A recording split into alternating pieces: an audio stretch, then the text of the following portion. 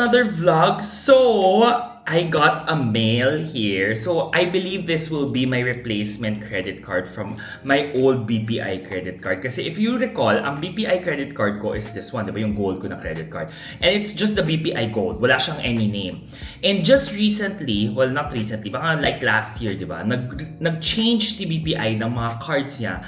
Naming convention is now called the Rewards Credit Card. Si BPI Blue, Gold, and Platinum are now called the BPI Rewards Card, BPI Blue Rewards Card, BPI Gold Rewards Card, BPI Platinum Rewards Card. So now, in fairness, mas malinaw na yung branding niya in terms of what that credit card type is. So if you want the Blue, Gold, and Platinum, it's in the MasterCard pala itong mga cards na to. It's now the Rewards credit card. Rewards meaning it earns points for you to convert into cash rebates, pang mga air miles mo, pang mga GCs mo for dining, travel, hotels, whatever. Basta pwede mo siyang gamitin, and that's all about it. Now, I got this email or mailer from BPI, and ang kanyang courier is Intervolve Express Services. For me, in the longest time I've been with BPI, I've always never had a problem with them delivering your card kasi for me, laging mabilis siya. What I love about it also, naka-seal rin yung ganito ni card niya. So alam mong pag malinis siya, hindi siya tampered, then your card is safe. So meaning no, dapat safe to, naka-seal to, and whenever it gets mailed to you, dapat meron ka rin ID mo. Kasi kung walang ID, they will not give it to you, diba? So make sure that you have your ID when the mail comes. So, without further ado, I'm sure sabihin nyo, Jax, tantan mo na magsalita, gusto nyo naman makita itong nasa loob, o buksan na lang po natin siya. Pwede naman. So, yes, pinupunit ko na lang po yung plastic, and then this will be the envelope that it comes with or in. Now, it's a new logo na nila. Kasi dati, hindi pa ganito ito itsura nito. So, I believe pag replacement card ganito siya. So, ba? BPI logo. And then, without further ado, alam niyo naman aking trusty old letter opener para magamit pa natin yung envelope kasi sayang naman to. Pwede po siyang gamitin, di ba? So, yes. That's it. And then, perfect. Okay, ilabas na natin. So, when you go and get your first mailer, the mail inside, nakasulat dito, here's your BPI credit card. Tapos sa left side will be your address and then your name, etc. etc. Now, bubuksan ko na po ang aking card. Okay? And then, syempre talaga iniisip ko, di ba? The card will be here. Pag open mo na second part, it will be on the right side. Activate your new card. And then on the left side, nakasulat dito yung card number mo, the total credit limit, your cash advance limit, at saka statement date and monthly due date mo. Now, syempre sabay-sabay natin siyang i-activate. What's the new thing about this credit card? I just wanna show it to everyone bago natin siya buksan for you. Okay? Taran! Ganito na po siya. Hindi na po embossed yung pangalan ng card mo at saka yung card number mo. Nakaparang printed on top na siya. The card number will be at the back as well. And then, nakasulat na siya BPI Rewards. So, syempre, pipitasin ko na yung card.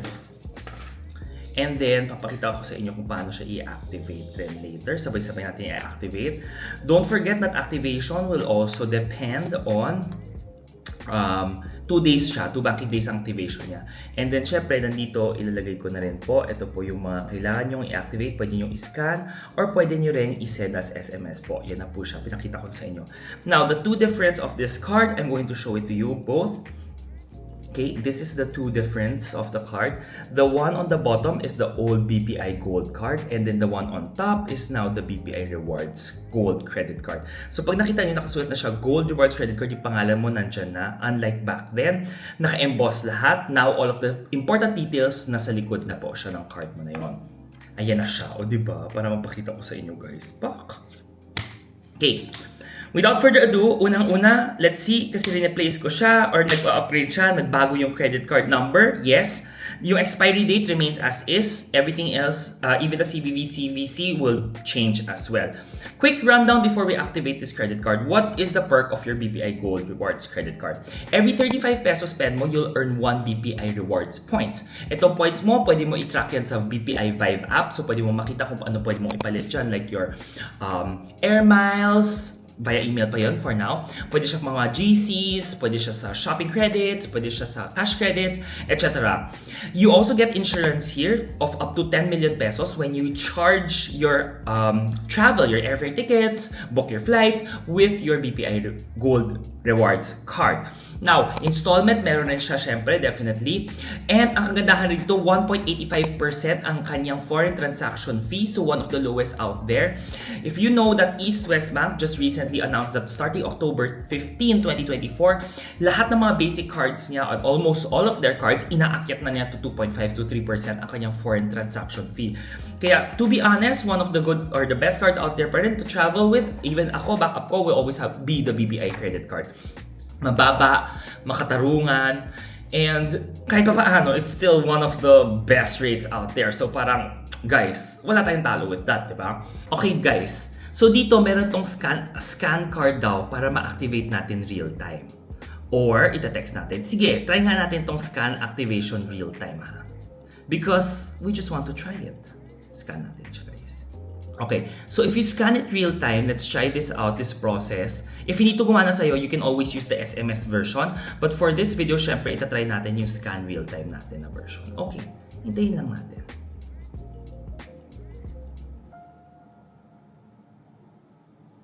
Okay, ayan, nakuha ko yung OTP ko.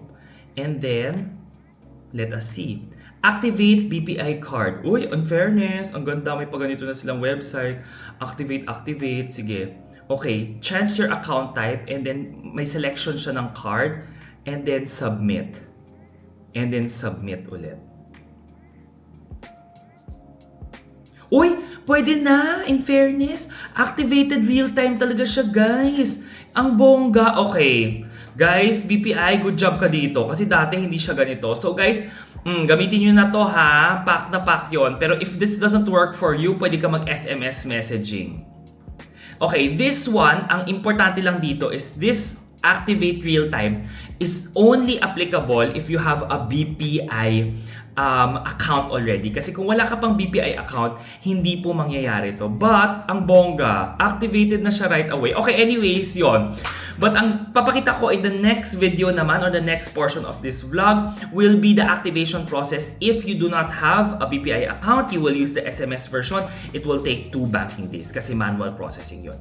Yun lang. So, at least alam na natin both side. Oh, ano ba bongga? Bye! Now, without further ado, ang gagawin ko, I do always have screen recording for you guys so I can show it to you.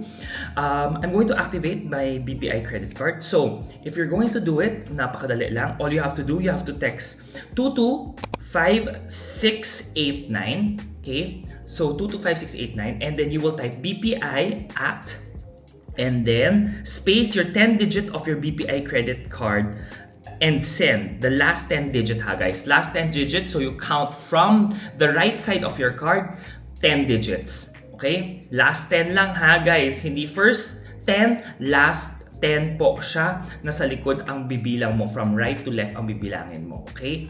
And then, make sure tama ang ating format. Ipapakita ko naman sa inyo yung screenshot. But syempre, guys, hindi pwedeng makita yun because that's my card number. Huwag nyo pong isa-share kahit kanino yung card number mo na yan. Okay?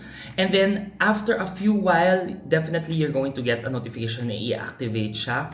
Pero don't forget, when you have a BPI credit card, it will take 2 banking days.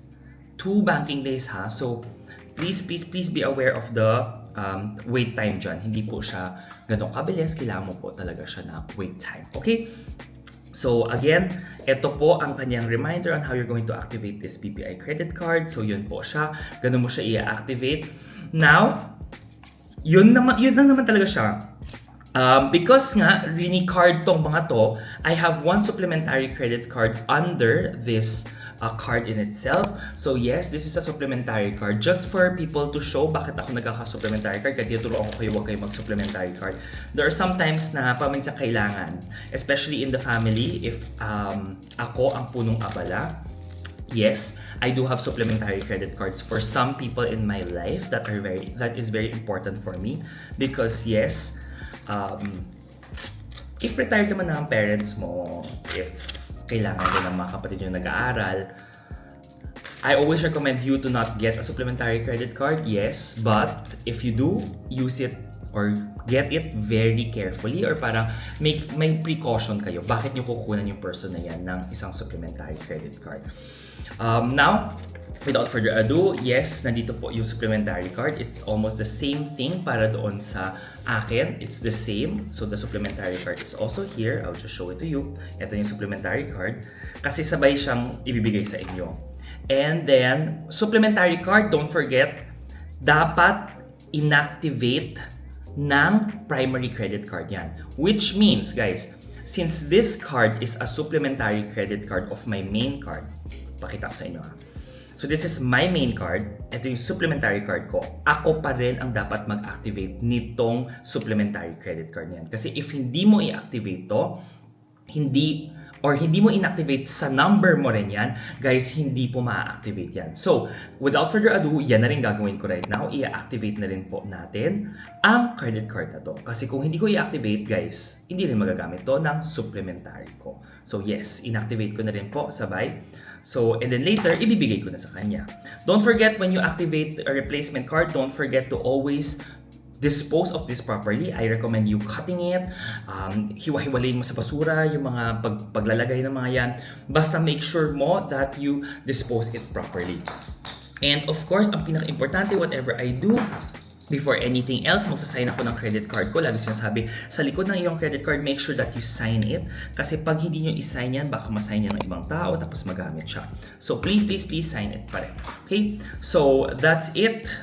That is about it. Lahat ng mga features, lahat ng perks na mention ko na sa inyo. And that will be your new BPI cards. And pag na-activate na siya, sobra tayo, di ba? Bongga. Gusto ko sinug ko kaagad tong content na to. Kaya paminsan nakita nyo, parang, Jax, pawis na pawis tayo. Mainit yung kwarto. Tapos, syempre, minsan excited ako mag-activate ng mga credit cards with you guys. Kasi gusto ko na siya i-shoot para sa inyo, di ba? Kasi pag mag-google kayo, gusto ko nakikita niyo. Kaya please guys, don't forget to like, subscribe sa videos ko. And then if ever you feel na it's helpful for other people, please share my video. As in, that's the goal. As in, tulungan po tayo lahat dito sa bansang to. I will always create these kind of videos. Please follow me on all of my social media content on my platforms. Yun lang. Thank you so much, guys. See you on the next vlog. Bye!